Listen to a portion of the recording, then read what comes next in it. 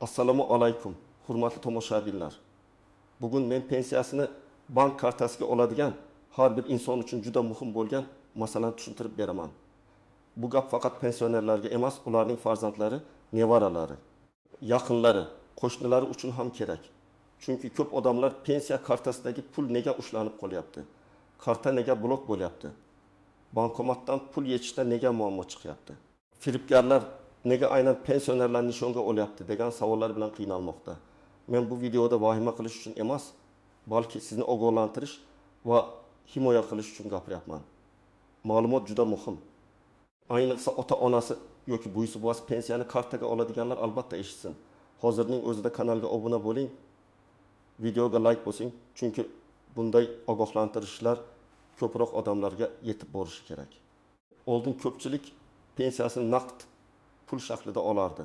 Pochta xodimi uyga olib kelardi yoki pensioner pochta bo'limiga borib pulini qo'lma-qo'l olardi. Bunday usulda ham muammolar bor edi. Navbat, kechikish, manzilga yetkazishdagi qiyinchilik, uyda bo'lmasa qayta kelish, ayrim joylarda pulni mayda qilib berish masalasi. Lekin odamlar uchun bir tomoni qulay edi. Pul qo'lida bo'lardi. Kartaning PIN kodi, bank ilovasi, SMS xabarnoma, bankomat, terminal degan tushunchalar unchalik kerak emas edi. Endi esa pensiyalar ko'proq bank kartalariga tushadi. Bu zamonaviy va qulay ko'rinadi. Pul kartaga tushadi. Bankomatdan yechish mumkin. Do'konda to'lash mumkin. Bolasi boshqa shahardan yordam berishi mumkin. Bank ilovasi orqali qoldiqni ko'rish mumkin. Lekin aynan shu joyda yangi xavflar paydo bo'ldi. Karta muddati tugashi mumkin. PIN kodni unutib qo'yish mumkin. Telefon raqami o'zgarsa, SMS kelmay qoladi. Karta yo'qolsa, pul xavf ostida qoladi.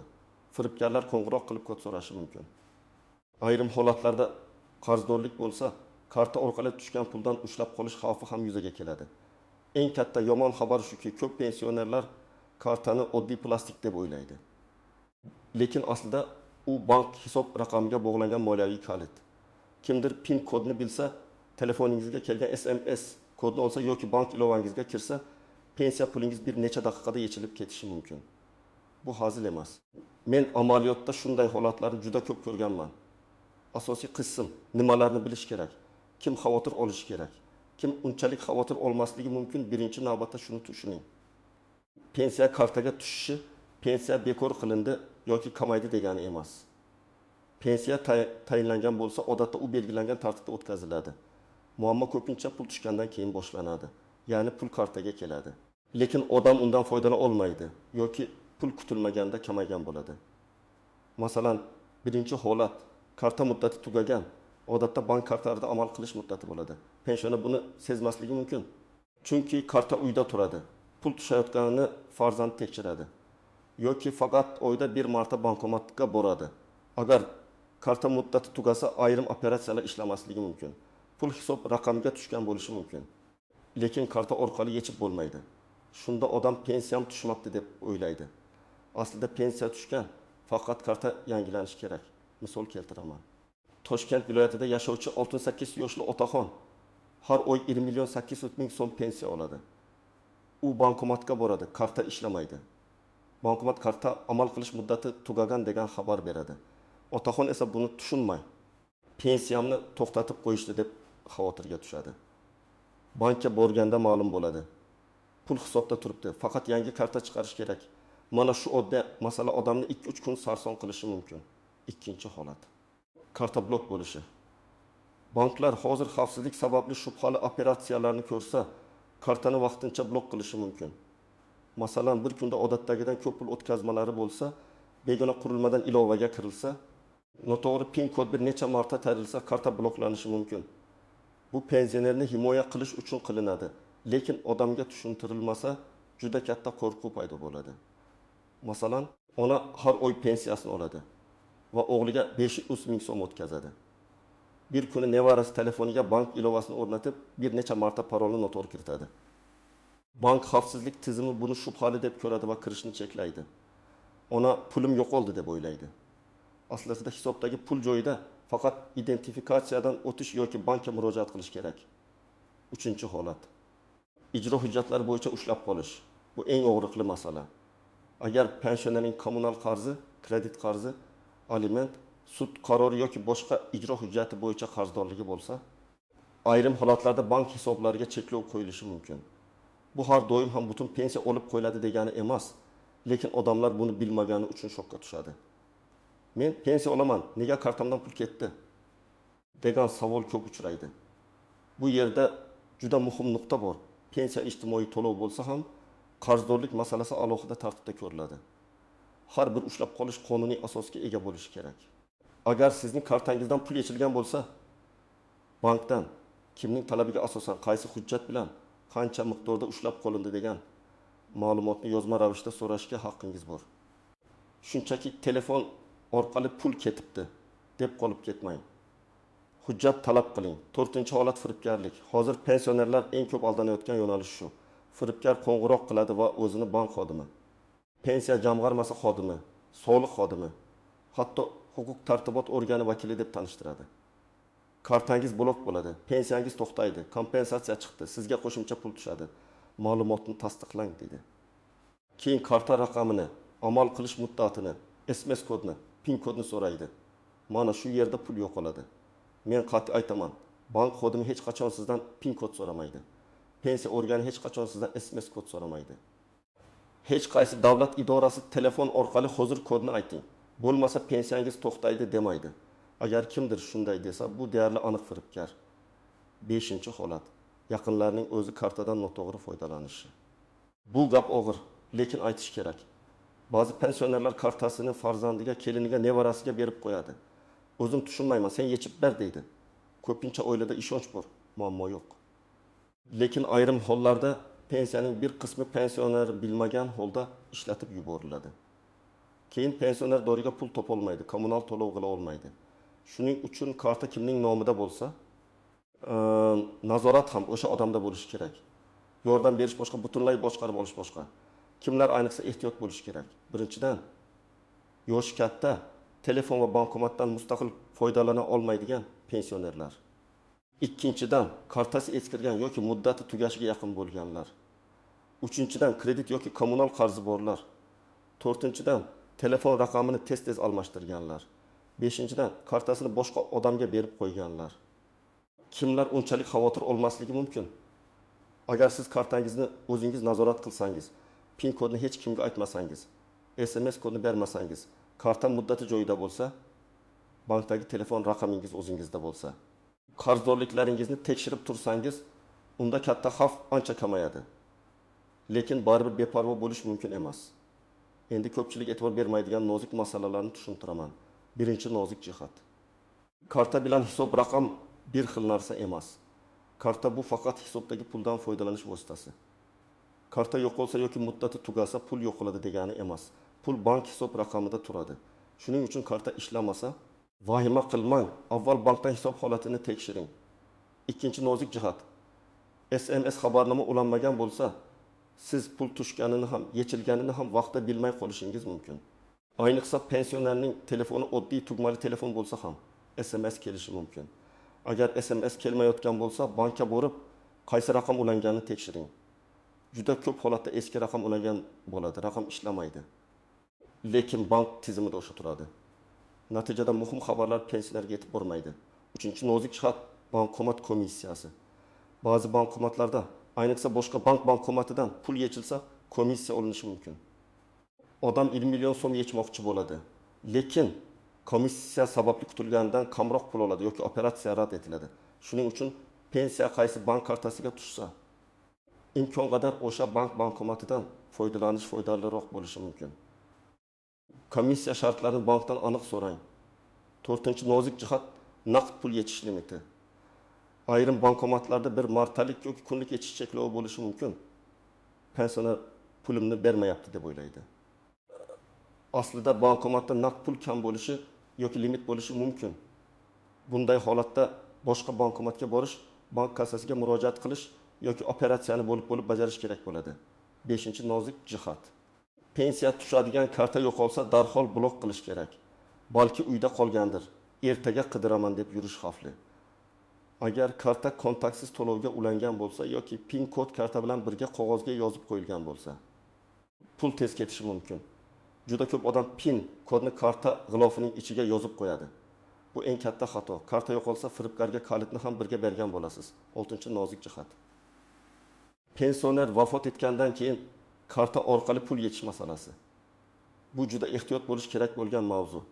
Agar inson vafot etgan bo'lsa, uning nomidagi kartadan foydalanish huquqiy muammolarga olib kelishi mumkin. Meros, oxirgi to'lovlar, dafn puli, ortiqcha to'langan pensiya kabi masalalar qonuniy tartibda hal qilinadi.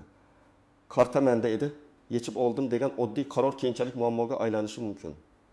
Bunday holatda tegishli pensiya organiga, bankka va notarial tartibga murojaat qilish kerak. 7-nozik jihat, ishonchnoma. Agar pensionerning o'zi yura olmasa, banka bora olmasa, farzandi yoki yaqiniga rasmiy ishonchnoma berishi mumkin. Bu yashirincha karta va PIN kodini berishdan ko'ra to'g'riroq yo'l. Ishonchnoma bilan kim qanday huquqqa ega ekani aniq bo'ladi. Bank ham, pensioner ham, yordam berayotgan yaqin ham huquqiy jihatdan himoyalangan bo'ladi. 8-nozik jihat, qo'shimcha pensiya, kompensatsiya, bir martalik yordam nomi bilan keladigan xabarlar, Telegram, SMS yoki telefon orqali sizga 2 million so'm yordam ajratildi, havolaga kiring deyishadi. Havolaga kirgan odam karta ma'lumotini kiritadi va pulidan ayriladi. Rasmiy to'lovlar faqat rasmiy idoralar, banklar va davlat xizmatlari orqali tasdiqlanadi. Noma'lum havolaga karta ma'lumotlarini kiritmang. Endi nima qilish kerakligini aniq aytaman. Agar siz pensiyani kartaga olsangiz yoki yaqinlaringiz olsa, buguni quyidagi ishlarni qiling. Birinchi qadam, kartaning amal qilish muddatini tekshiring. Kartaning old tomonida oy va yil yozilgan bo'ladi. Agar muddat yaqinlashgan bo'lsa, bankka boring va yangi karta chiqarish tartibini so'rang. Buni pensiya tushadigan kuni emas, oldindan qiling, chunki oxirgi kunda navbat. Texnik muammo yoki hujjat yetishmasligi sababli qiynalib qolishingiz mumkin. Ikkinchi qadam, bankka ulangan telefon raqamini tekshiring. Bank filialiga boring yoki rasmiy aloqa markaziga qo'ng'iroq qiling. Mening kartamga qaysi telefon raqami ulangan, SMS xabarnoma ishlayaptimi deb so'rang. Agar raqam eski bo'lsa, pasport yoki ID karta bilan bankka borib yangilang. Telefon raqam sizning nazoratingizda bo'lishi shart. Uchinchi qadam, PIN kodni hech kimga aytmang. Hatto o'zini bank xodimi deb tanishtirgan odamga ham aytmang. PIN kodni qog'ozga yozib, karta bilan birga saqlamang. Agar eslab qolish qiyin bo'lsa, yaqin ishonchli odam bilan xavfsiz usulni kelishib oling, lekin kartaning yonida yozuv bo'lmasin. 4-qadam, qarzdorliklaringizni tekshiring. Agar kartadan pul ushlanib qolgan bo'lsa, bankka borib hisobdan ko'chirma oling. Ko'chirmada pul qachon, qancha va qayerga ketgani ko'rinadi. Agar ijro hujjati bo'yicha ushlangan bo'lsa, majburiy ijro byurosi yoki tegishli organlardan ma'lumot so'rang. Qaysi qaror asosida qancha qarz, qancha ushlab qolinadi degan savollarga javob oling. Agar noto'g'ri bo'lsa, yozma ariza bering. 5-qadam, bankdan yozma ma'lumot talab qilishdan uyalmang. Og'zaki javob yetarli bo'lmasligi mumkin. Masalan, kartam bloklangan. Sababini yozma tushuntirib bering. Hisobimdan pul ushlangan asosini ko'rsating. Operatsiyalar ko'chirmasini bering deb murojaat qiling. Pensioner ham to'laqonli mijoz, uning huquqi bor. 6-qadam, firibgarlik bo'lsa, vaqtni boy bermang. Agar SMS kodni aytib yuborgan bo'lsangiz, karta yo'qolgan bo'lsa yoki pul yechilib ketganini ko'rsangiz, darhol bankka qo'ng'iroq qilib kartani blok qildiring. Keyin ichki ishlar organlariga ariza bering. Arizada qo'ng'iroq qilgan raqam, vaqt, aytilgan gaplar, yechilgan summa, SMS xabarlar, bank ko'chirmasi kabi ma'lumotlarni yozing. Baribir topilmaydi deb jim qolmang. Qanchalik tez murojaat qilsangiz, imkoniyat shunchalik ko'proq bo'ladi.